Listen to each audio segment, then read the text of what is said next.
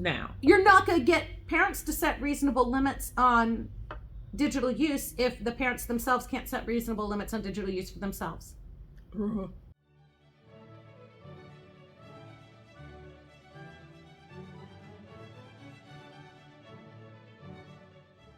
So let's see what this has to say. Violence in schools seems to be more widespread than BO at Disney World in June. Is it really a problem? What's causing it? Let's discuss. My name is Devin Siebold, and this is the state of teaching. Teachers today are being forced to defend themselves more than a Broncos quarterback, but is it in our heads? Statistics say no. Over the last 10 years, violence in schools towards teachers has grown an average of 3,200%. And if you didn't beat up your math teacher, you would know that's a very large increase. This past year alone, over 80% of teachers reported instances of victimization, physical or verbal. Is it teaching or Woodstock 99? And it came out of nowhere, hasn't it? He's a little full of himself. Well, he's very happy with his own word choices. So that's a little distracting. I just take that as par for the genre. I mean, that's... But that's a lot of teachers getting jumped. It is. And I mean, we hear stories about that. A lot of the students that we have coming into our program have come into our program because of violence at schools. Right, that's true.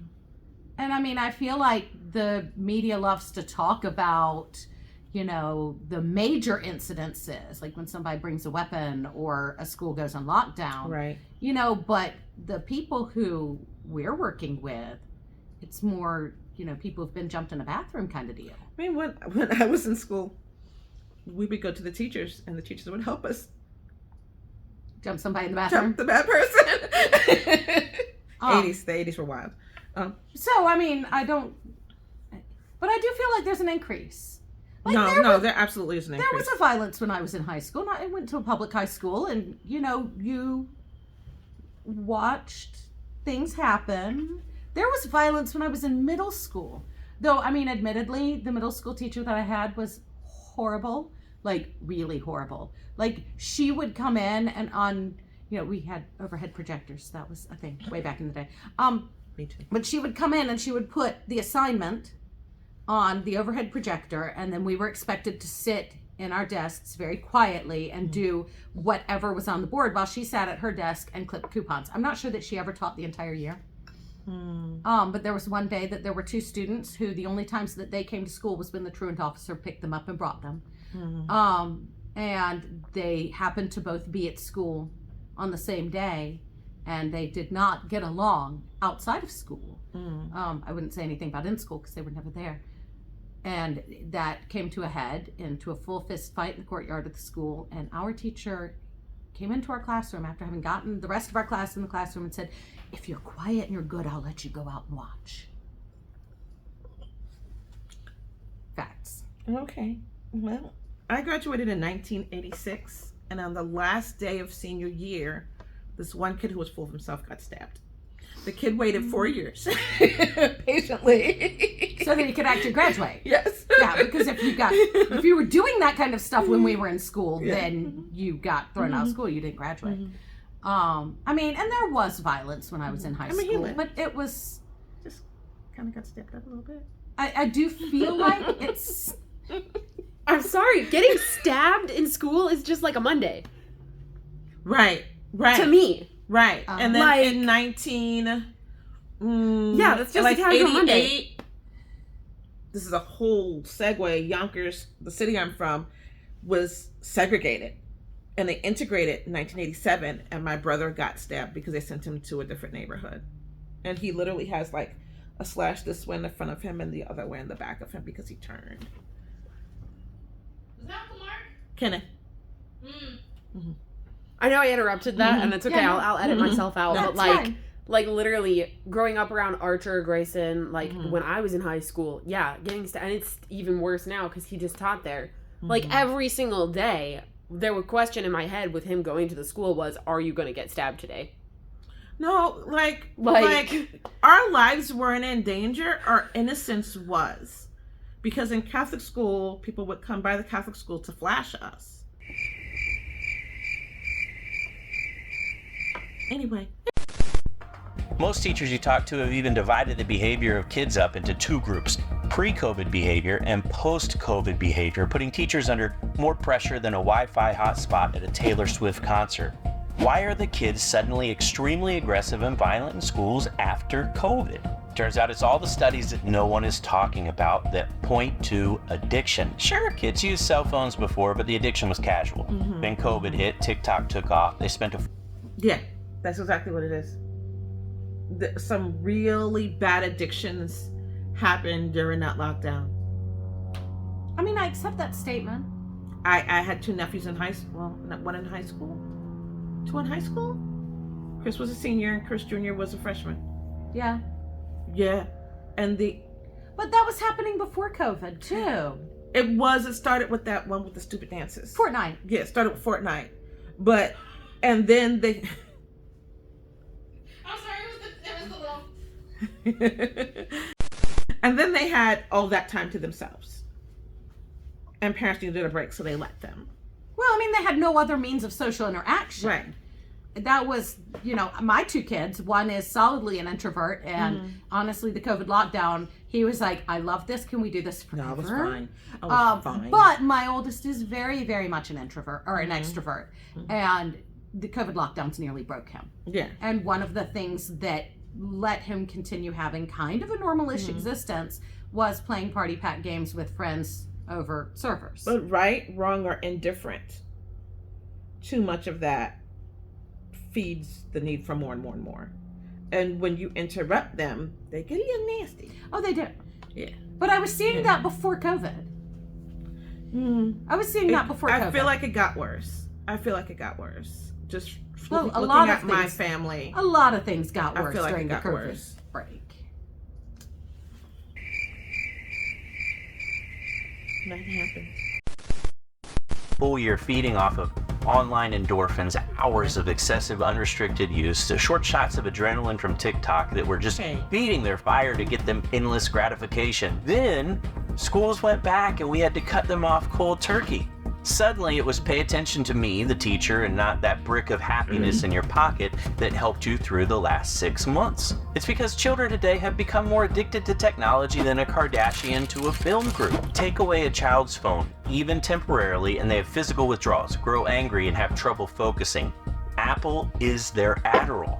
Ask any alcoholic to go 7 hours. That's exactly what I'm talking about. No, that is true. The disrespect when you say, put your phone down, the disrespect, the reaction now to time to put the phone down it's not just a child being disrespectful. It comes out of, you're taking my precious. The precious. They stole it from us. Right. You know. And I absolutely agree that digital addiction is a huge problem. I feel like, so far at least, this is a gross oversimplification of the problem. No, I'm sure. Yeah. He's enjoying himself. I think that I think that there were trends toward the increasing violence long before this. I think that a lack of addressing mental issues, especially in youth, was already in the works long before this. I think that COVID probably made that way worse. I mean, isolation does weird things to people. Yeah. And then you throw the addiction issues, which that is absolutely factually correct. I just don't know that it's the whole story here. No, not the whole story. Hours without a drink, and you get Alec Baldwin versus the paparazzi. Same thing, but with kids and social media. I personally once witnessed a dean tell a student that they needed to take their cell phone. When the student refused, the dean gave them two options: suspension or give up the phone for 4 hours, and they chose suspension. Why do we not see that as addiction? Unfortunately, teachers have opened their door and turned into inadvertent rehab centers, and they're being blamed for sudden student lack of interest. We need to treat it as addiction. With cell phones, you just can't cut them off like Leo when his girlfriend turns 25. These kids resist and fight back. Parents and teachers need to work together to curb cell phone time and take an honest look at their child's usage. Set limits at home, so when we set limits in the school, teachers aren't the villain. Congress needs to address the addictive nature of social media as well. Sending a student to school where they will be without their fix and then wondering why they get violent is ignoring the issue and needs to be addressed. No, he went too far. Yeah. He went too far. Yeah, no. Legislation is not the answer to everything. But I mean, think about case in point. We got a new family, and they were fine until they found out that they couldn't have their cell phone in class while we were talking. Right. And they left. They did. Mm-hmm. I mean, and again. And then we had another little boy last year and he's only lasted half a year. Mm-hmm. Put your phone down. Okay. Put your phone down. Okay. Right. Put your phone down. Okay. And he left. They leave. They do. They would rather be at home alone with their cell phones. Yep. Than be around other kids in an academic setting without their cell phones. That is absolutely an issue. Mm-hmm. And I think he also had a good point about the parental involvement. Well, I was about to go there. Across education. Quality education. Name something. The hinge of quality education is parental involvement. Now. You're not going to get parents to set reasonable limits on digital use if the parents themselves can't set reasonable limits on digital use for themselves. Ooh. I mean, Ooh. and no amount of legislation is going to change that. There needs to be a recognition of what overuse of digital media does. Oh, everybody gonna be sad. And it has to start with adults understanding what's a healthy use of digital media for themselves. I don't know how I feel right now. No, I accept this about myself. Uh-huh. I am never without a phone in my hand. It's an extension of my body. I am. No, I can put my phone down. I prefer my laptop, but I don't think that makes a difference. You're just trading it for a different device. I can see it better and I can type. However, I have said so many times that I do not envy today's parent. When Jackson and Jordan were in middle school, they got cell phones, flip phones on their 11th birthday. You're 11. Welcome to puberty. Here's your cell phone.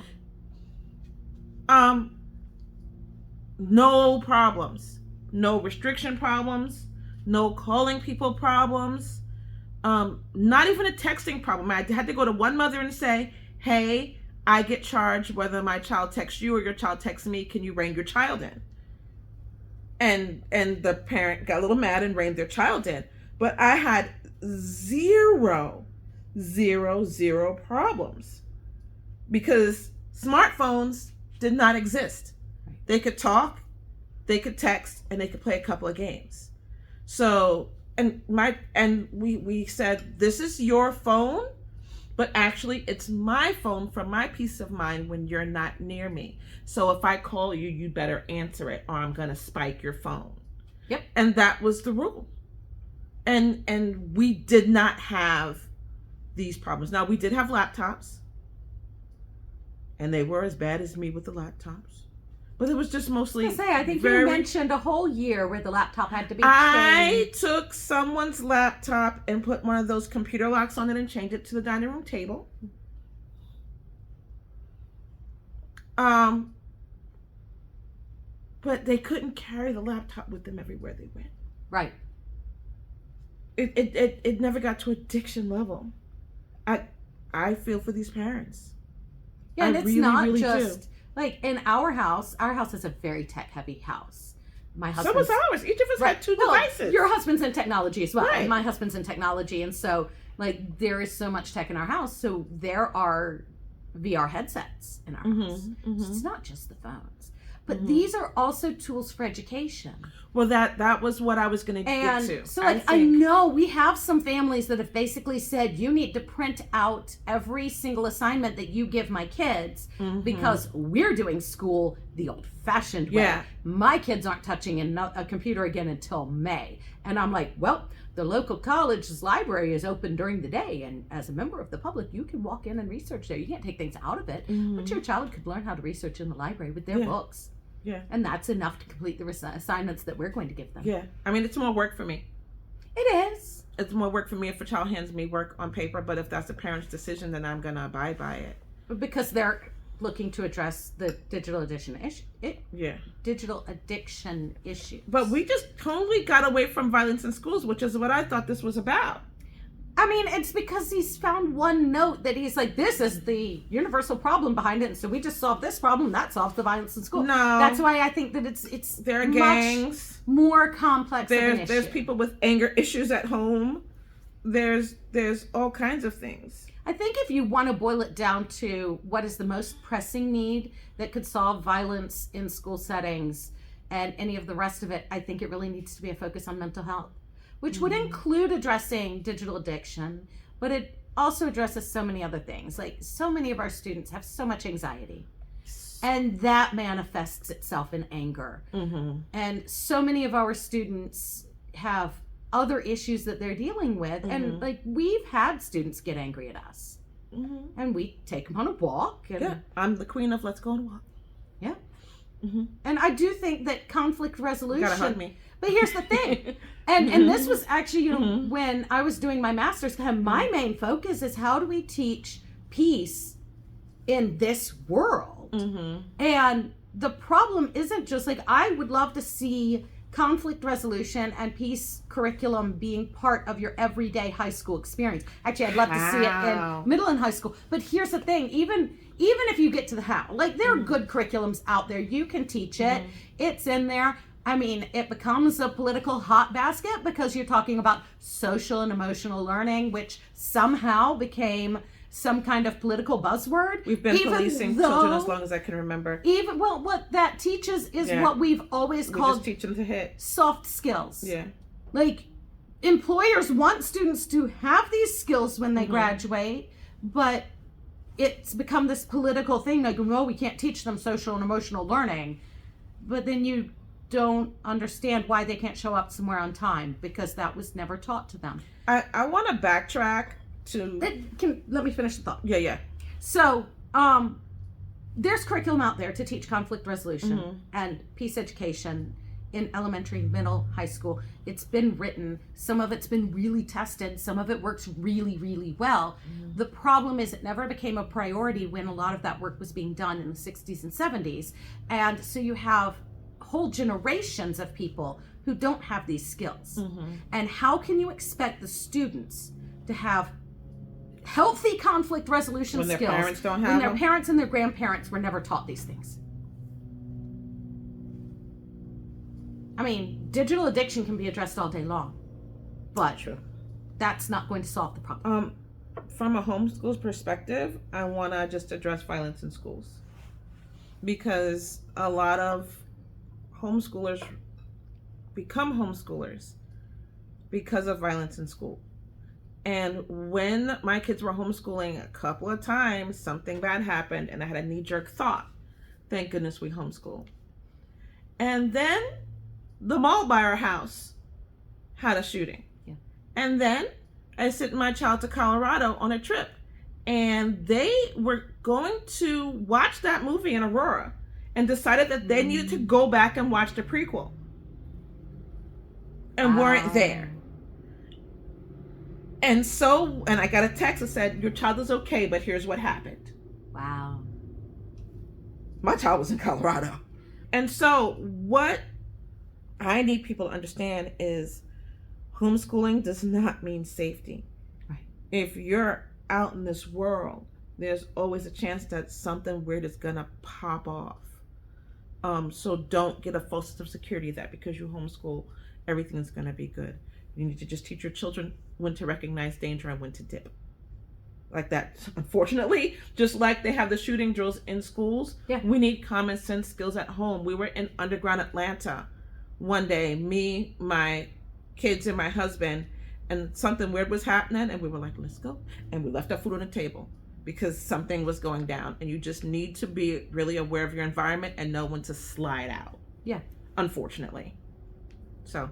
Well, because again, when you're talking about violence in schools, schools are nothing but a microcosm of the larger environment, the larger society. And we have this we have the same problems, we have the same violence, we have the same digital addiction, all on a societal scale. It's not just about what's happening in schools. Schools are just like a little petri dish that you can study it in. I mean, kids are bolder because how dare you try to take my thing?